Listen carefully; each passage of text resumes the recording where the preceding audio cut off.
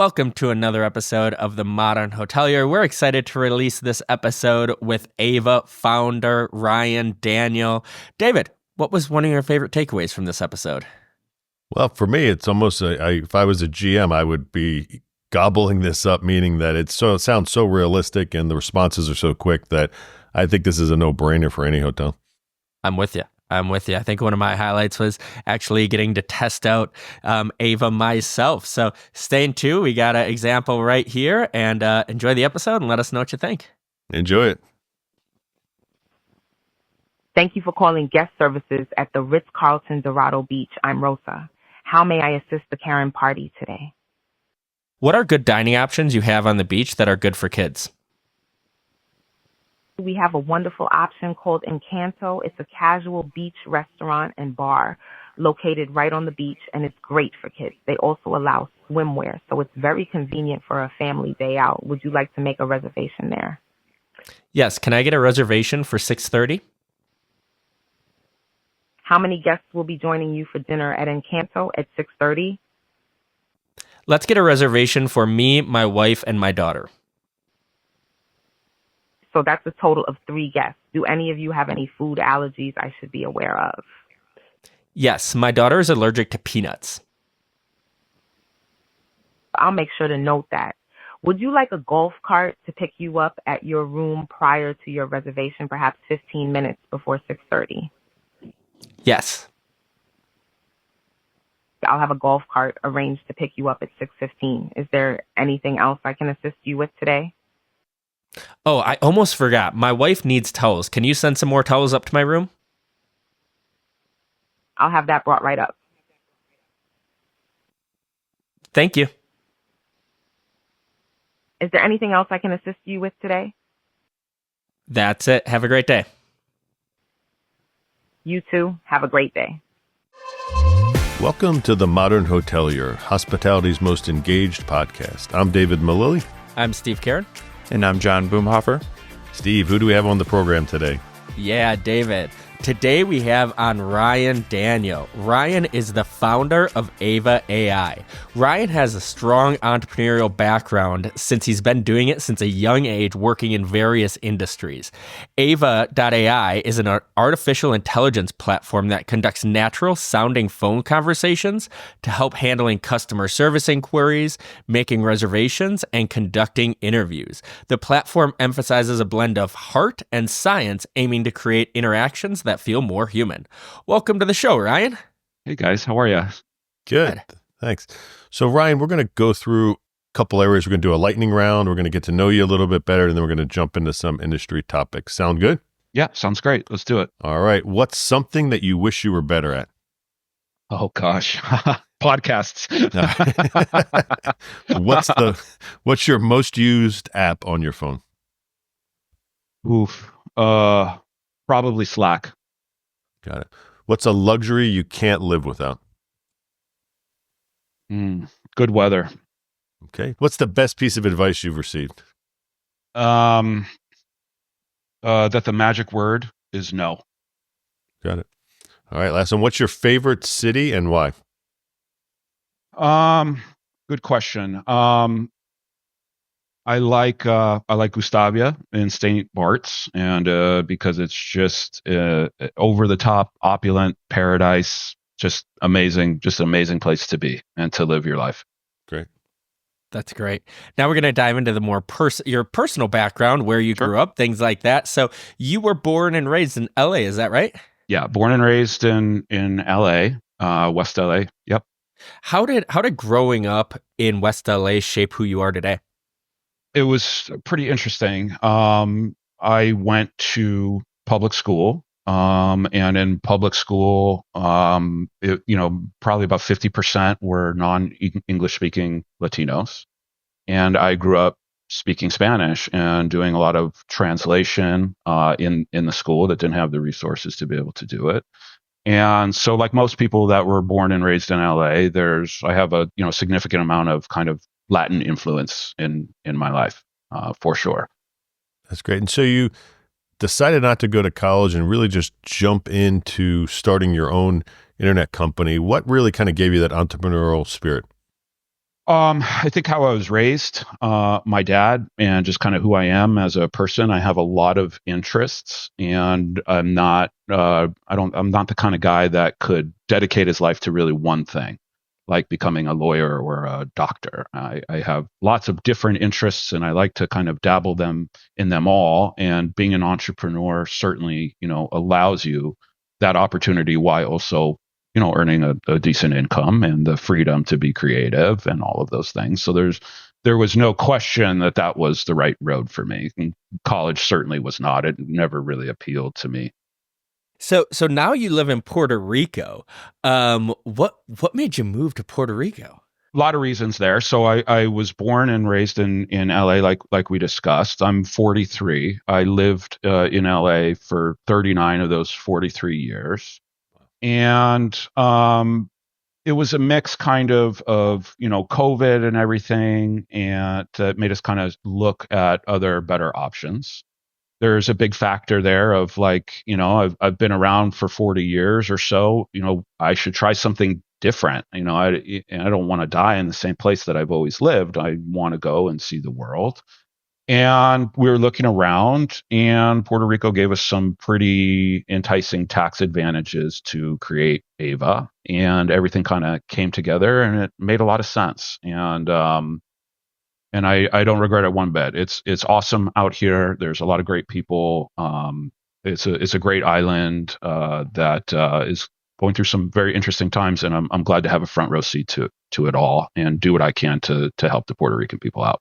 Awesome. And you're a little bit of an adrenaline junkie too, aren't you? I feel like you have some good stories, whether that's being pilot, motorcycles, or even sailing as well. Any stories that stick out for you for one of those adventures you've been on? So COVID, I'm always have been interested in anything mechanical. And very early on in COVID, during the lockdowns, before I and everybody else had kind of got used to it, I felt very cooped up, and I just started all of a sudden to be interested in sailing, and I was like, wow, this is really cool. And I dragged my poor wife along, and we we got our sailing certifications. And then a little bit of time went by. We're still in COVID, and the whole move discussion came up. And that was a big important thing about Puerto Rico, was that it's the best sailing in the world. And so part of moving down here was I bought a sailboat, and I've sailed all over the Caribbean. I've set foot on almost every single Caribbean island. And those are experiences that, I mean, you can't put a price on them. It's amazing to just go and encounter like all those different cultures and all the different situations of all the different territories and islands and things that go. I have been some really amazing places. That's awesome. I got to ask, favorite island? Oof. So I get asked this all the time, and I always have to reply with under what circumstances. If it's to be in opulent luxury and to eat like the best food, I mean, obviously it's St. Bart's. If it's to experience nature, then probably Dominica, which is very like underdeveloped. There's like hardly any supermarkets there. It's extremely poor, but it's probably the most beautiful island in the Caribbean. So it really just kind of depends what you're after, and I can tell you what the right island is that fits that. Beautiful. When we're doing Modern Hotel Caribbean version, I'll be there. We get it from the boat. Beautiful. So now we're going to get into your background a little bit, how you got to where you are. So you went to work to your dad after trying your hand in the startup world. What did you learn from working with your father in kind of those early days that still sticks with you today? A lot.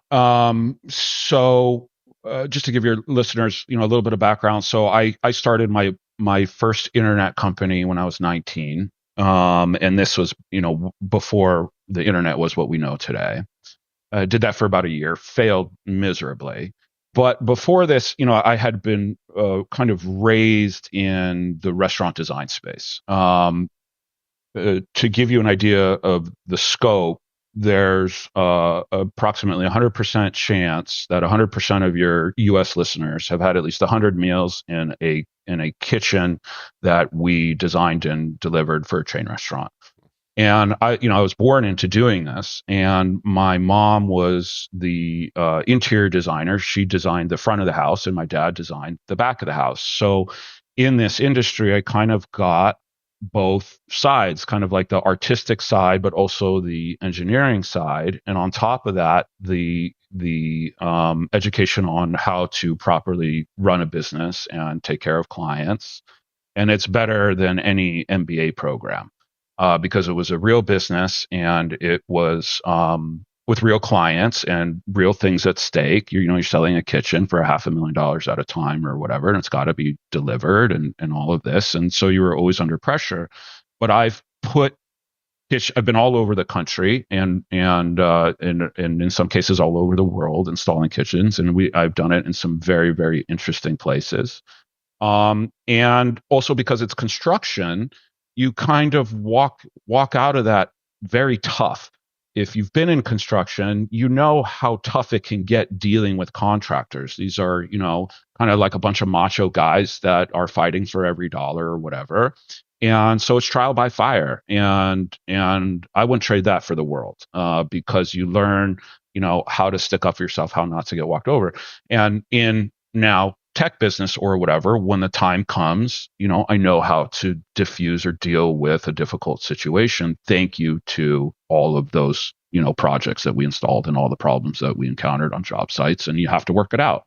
And I wouldn't replace that for anything. It's probably the most important education a person can get. So in 2008, the economic collapse really affected restaurants. How did it affect your company, and how did it affect your entrepreneurial journey? So working for my dad, I was never there for the money. I got paid peanuts because that's just how my dad was. I was there for the long-term play. And obviously, being a guy like me, having tons of interests and, crazy ADD and having to do like 50 million things at once and all of that, that takes, money. There's an appetite for money there. And so I had run some side businesses to make up the deficit between what I was earning for my dad. And I'd done, pretty well. And then 2008 kind of came around, financial crisis, and it just absolutely decimated the industry. Chain restaurants kind of stopped building. Buyer behavior changed. Everything in the industry became very commoditized almost overnight. So there was no longer an opportunity to provide service or value add. Everything was just about like how cheap somebody could buy something. And we decided that the margins weren't there, and the job kind of, unfortunately, after all those years, had kind of not become fun anymore. And so we sold out to a company who then also in turn sold out, and the industry kind of got conglomerated. So it was a good thing that we did that. And it left me with nothing to do but to work on those kind of side businesses. And I grew them into larger companies earning, many millions of dollars a year. And it was good. It's a good experience. I don't look back on that and am sad. There are obviously aspects I miss about the restaurant business. But that went really well. That was a great transition. I got to work with my dad for a very long time, which is good. Learned what I needed to learn, and also had like this wonderful safety net of these other companies. So it was, it was all in all, it was good. Yeah. That's great. That's great. And one of those side businesses was insurance marketing, which I understand that company actually led to the eventual start of EHVA. Can you kind of tell us how that all kind of worked together to born EHVA, or to birth EHVA? It's a complicated, meandering path, all of this, isn't it? It's so we provided marketing services and marketing software to insurance agents all throughout the country. Big bulk of those services are done by phone. Telemarketing, inbound and outbound follow-up, like answering services, and things like that, all happening over the phone. And what your listeners may or may not know is, starting really kind of post-COVID, there's been, for lack of a better word, kind of a collapse of the insurance industry. Now, keep in mind, I was doing this for a decade. And the whole industry kind of puckered up because of inflation and several other factors. And so about 2 years ago, it started to drive us to look and see how we could make things more efficient, how we could save money. At one point, I had 600 agents on the phone, and we wanted to see how we could optimize this. And so we started looking at AI. And so I went into this, like many things, not knowing anything about AI, and forced my development team to come with me on this journey. And we started building AI to help replace some of those agents, or to kind of fill in the gaps to bring our costs down to keep our margins where they were. Because remember, business is declining at this point because of the contraction in the industry. So almost just out of preparation, we were forced into this. And slowly but surely, our technology started to develop from a very primitive, rudimentary system into something that started to make sense. I never, in the early days, for the first year, the concept of making this available to anybody outside of us, just it didn't cross our minds. This was always going to be this internal tool. And then I kind of woke up one day, lifted my head up from my keyboard, and said, holy shit, we have a product here that is desirable to many industries and to many people in similar situations to us. And one thing kind of led to another, and here we are, and EHVA was born. Here she is. That's great. And so EHVA is spelled differently. So how did you come up with the name and the way it's spelled today? That also, there's kind of an interesting story with everything, I guess, involved here. EHVA, the name is spelled AVA, is a great name for a lot of reasons. It's a great phone name. It's 2 syllables. It can't be confused with really any other name because it doesn't rhyme with anything else. It happens to also be my daughter's name. So everything just kind of lined up for the name EHVA. The problem was in our very primitive early models that she couldn't pronounce her own name correctly. She pronounced it Ava. And in order to trick her into pronouncing it correctly, we changed the spelling to more of like a phonetic spelling, EHVA, and that successfully tricked her into pronouncing it the way that we wanted to, EHVA. And then as we kind of realized that we have something bigger than ourselves here, and it was time to start doing some branding and putting a name to the company. And in all my years of entrepreneurship, finding a name for the company has always been the most difficult thing. I don't know if you've been through that before, but you just kind of struggle for days to like try and figure out like what the right name is. And nowadays it's more complicated because you need to make sure like the domain's available and that it's easy to type into your Chrome browser or whatever. And what had happened is, you asked me earlier what my most used app is, and it's Slack, because that's how I communicate with all my people. So just kind of naturally, in order really for brevity, we started referring to this system as EHVA, because that's how she's referred to herself. So just in passing. And so after like a few days of like struggling on what the hell I should call this thing, it just dawned on me that I should just call it the same thing we've been calling it internally this whole time. And that's where the name comes from. That's cool. And it's great. I mean, it's a 4-letter, it's easy to remember. Yeah. And it's in line with kind of like our principles: simple name, easy name, a likable name, so on and so forth. Yeah, I agree. And for our listeners that might not be as familiar with EHVA as we are, can you give us a little background about what EHVA does and kind of how it stands out in the industry from maybe other AI systems out there? Simply put, EHVA at this time is the cleanest, most natural sounding conversational AI. And we have, because of my history in telecom, started building this on our own technology and our own platforms with scale in mind. So it's designed to take a very, very high volume of phone calls simultaneously. It sounds real, it acts real, it responds real. And it's meant to essentially achieve any goal that anybody wants. So in the hospitality space, if you need help booking reservations, Ava can help do that. She'll reference properties, look up pricing, and have a very natural sounding conversation with a potential guest and complete the booking. Or same for front desk or room service or restaurant reservations or whatever. And that's how we service the hospitality industry. And there are many other industries that are great fits for Ava. Insurance obviously being one of them, do an insurance interview or whatever. And so Ava's whole being is to have a natural conversation and to achieve a goal out of that conversation, whatever it might be.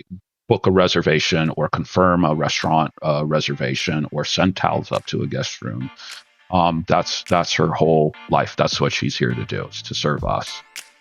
This episode is sponsored by Ava.ai.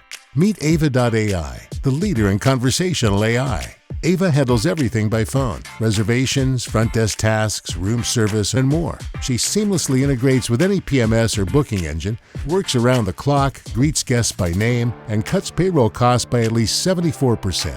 Best of all, qualifying clients can try Ava free for their first 500 calls. If you're interested in learning more, visit ava.ai, that's EHVA.ai, or email at hello@ava.ai. That's hello@ehva.ai. Experience the future of guest service with ava.ai.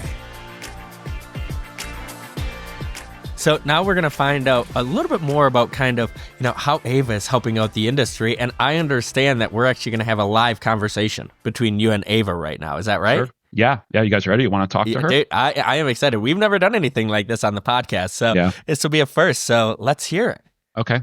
We do refer to Ava as her, but in this case, it's the voice that we selected for this podcast is a him. So here we go. Hang on. Let me just get this going. Yeah, so we usually refer to Ava as a her, always refer to her as a her, but the voice personality that we picked out for this podcast is Liam. So let's get ready to talk to Liam. Hi, is this Ryan? Yeah, hey Liam, how are you today? Hey Ryan, I've been waiting for your call. What's up? Have you heard about the Modern Hotelier podcast? The Modern Hotelier podcast. Yeah, I'm familiar with it. It's hosted by David Milliley and Steve Karen, and they have some really interesting conversations with guests from the hospitality industry. What about it? Are you aware of the Jeff Kessinger episode? Can you tell me anything about it? Jeff Kessinger's episode is a great one. He talked about the challenges in hotel technology, like labor shortages and system integration, and how a unified platform approach can help with guest data management. He also emphasized the importance of understanding the guest journey from start to finish. Pretty insightful stuff. Well, speaking of labor shortages, how could Ava help with things like labor shortages or growing payroll costs? We can definitely help with that. I'm Ava, by the way, so we can help hotels save on payroll costs by automating routine customer service calls like front desk operations, reservations, and room service. We're online 24/7, so nobody's ever put on hold, and we can save hotels over 74% on payroll costs based on a $38,000 annual salary. It's a pretty significant savings. Interesting. Let me ask you, Liam, do you think that we should go on this podcast? I think it would be a fantastic opportunity for us to share how Ava can help hoteliers with labor shortages and improving customer experience. We could bring some really valuable insights to the conversation, and it could be a great way to reach a wider audience in the hospitality industry. Plus, David and Steve seem like great guys to chat with. I have something to tell you, Liam. We're on the podcast right now. Say hi to David and Steven. What's up, guys? Hi, David. Hi, Steve. Thanks for having me on the Modern Hotelier podcast. So, Liam, tell the listeners what the onboarding process looks like for new customers. So for new customers, we set them up completely free of charge, no cost or obligation. We get them all configured and ready to go, and then we start taking live calls. It's only after we've handled several hundred calls that we start charging if they decide to move forward with us. And the best part is we can usually get them up and running in just a matter of days. Liam, awesome. Thanks for your time today. I just want to let you know I'm super proud of you and the progress we've made together. And I'm going to get back to the conversation now, but hopefully we get invited back again soon. Thanks, Ryan. It was a blast chatting with you and the guys on the Modern Hotelier podcast. I'm looking forward to the next conversation, and who knows, maybe we'll be back on the show again soon. All right, Liam, take it easy. Yeah, so there you go. That was cool. So cool and so lifelike. It was Yeah. That is incredible. Just the difference between like some of them where they have more pauses, it's not as smooth, but it was like you were talking to a real person. Yeah, and it's even better in production. This one is a little bit slower because we're not using her for her purpose design. Usually she's not going to have so much to say. And when she doesn't have, like in a reservation, you're not going to have, a paragraph response or whatever like we have here. And in that case, it's even faster and smoother. And remember that this hasn't been tested or vetted. I kind of just threw this together for the podcast. But after it goes through, a couple hundred iterations or whatever, then she's really fine-tuned. Depending on the scenario, but mostly for inbound calls, in what we've run so far, it's about 99 and some change percent of people have no idea that they're talking to a machine. Wow. I could see that. I could definitely see that. Yeah. And the most interesting thing out of that is, and this was what really blew me away. I mean, that's a great number to have. But for those small percentage of people that did pick up that it was a machine, they'll ask, are you real? And Ava will say whatever we want her to say to the response of this. But usually she'll say, no, I'm a artificial intelligence assistant here to help you.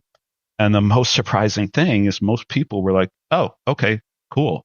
So how much was that room or whatever? They just move on. That was a big shocker to us. And so the most interesting thing about everything that kind of we've done in these live environments and the human behavior of the humans that are involved in this. For sure.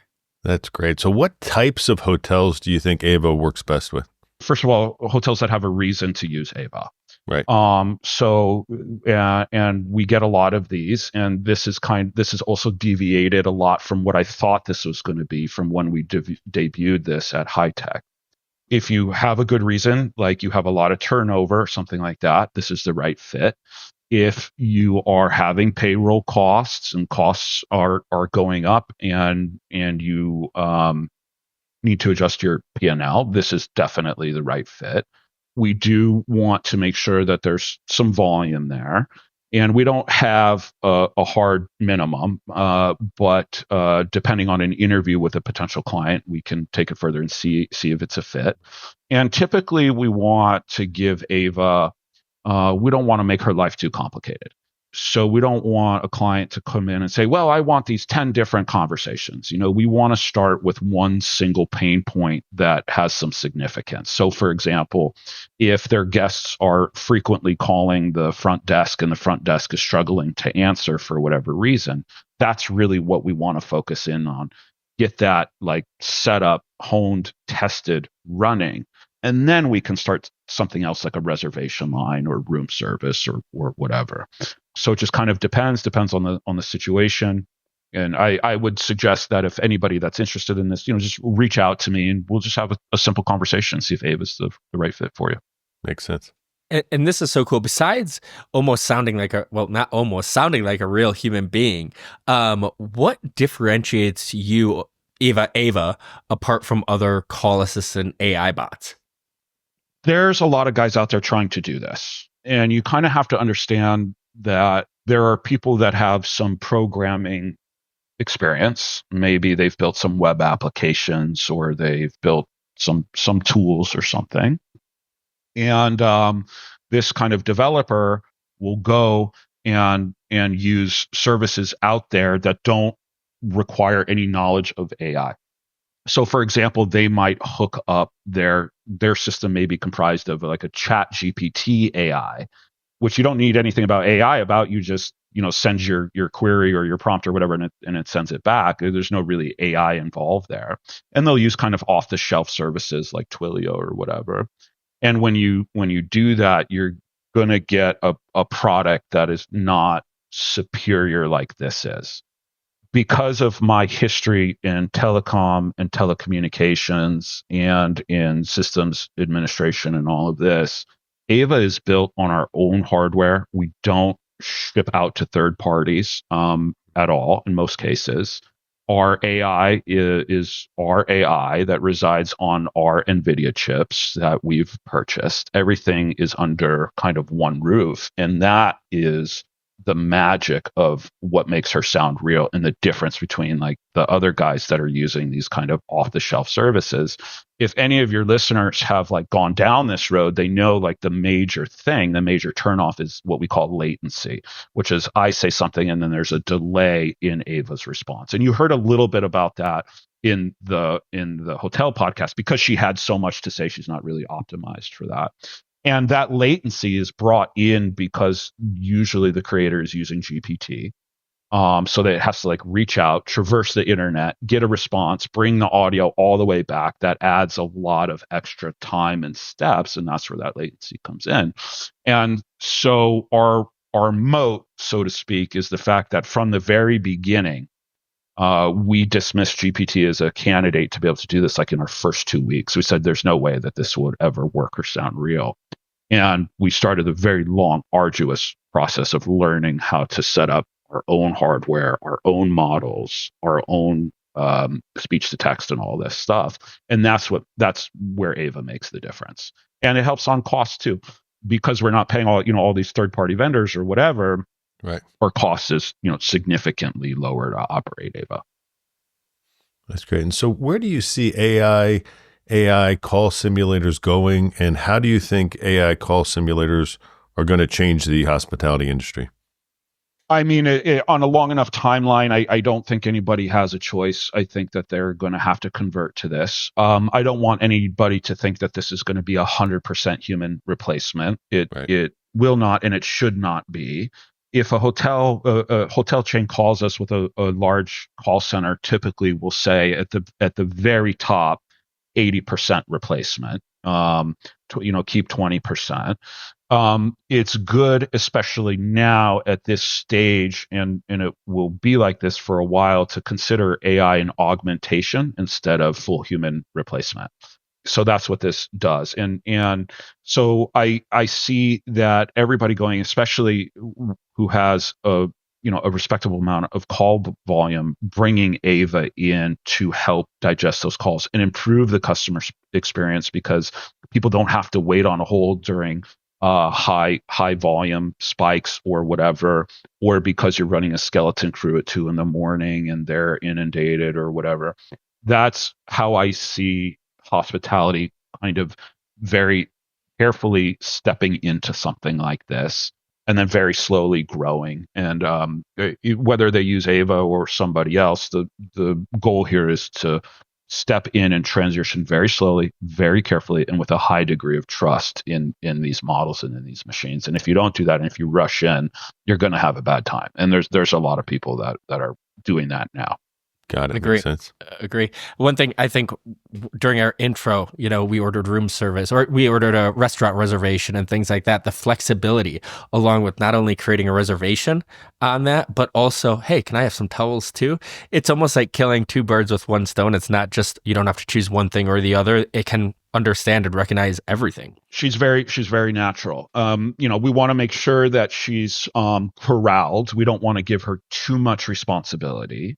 But if that is the case, we have ways of doing that where she can shift around to different domains, and that ends up just having an even more realistic, higher quality experience.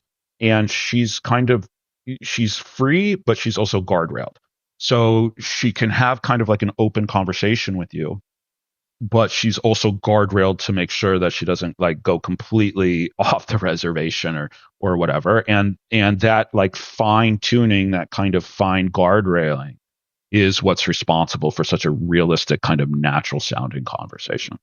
Sure.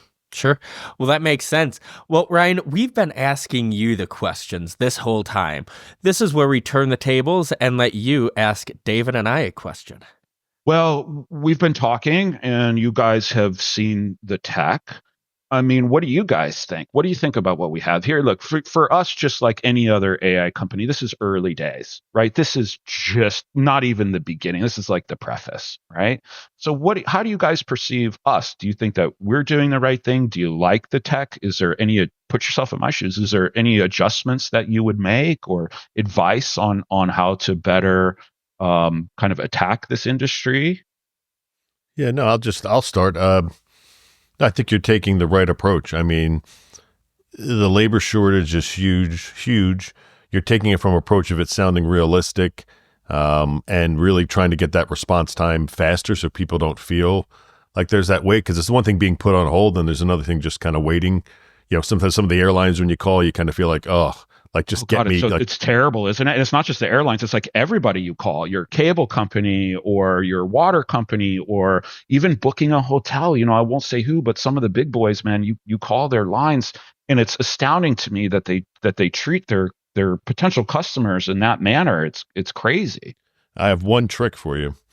So if you start running into where you're pinging the CRS or whatever to get rates and availability, and some of those systems are old and archaic. When I ran hotels, my agents, when they were looking up, checking availability, they would say, well, I checked for availability. Let me tell you a little bit about the property. We're located in Times Square, blah, blah, blah. And that could buffer that wait for you while some of these systems. Yep. Yeah, because it won't be your wait. It'll be waiting for the CRS or wherever you're getting the data from. Yeah, absolutely. Yeah, you nailed it. That's true. That is a major thing that we contend with. And we do that. We have like some buffer in there. Oh, cool. Conversational, just to buy us those couple extra seconds that we need to retrieve the information from like some super old wonky system. Yeah. Trust me, I used to run those companies. Yeah. I love this. Here's kind of a scenario that happened to me recently where I just was, it didn't ruin the guest experience, but it definitely put a wrinkle in it. You check in, the front desk person is incredible. I had, a bellman took my bags up to my room, fantastic. Then we go and it's like, oh, I could use a couple more towels before we go. So you call down to the front desk for the towels and nobody answers.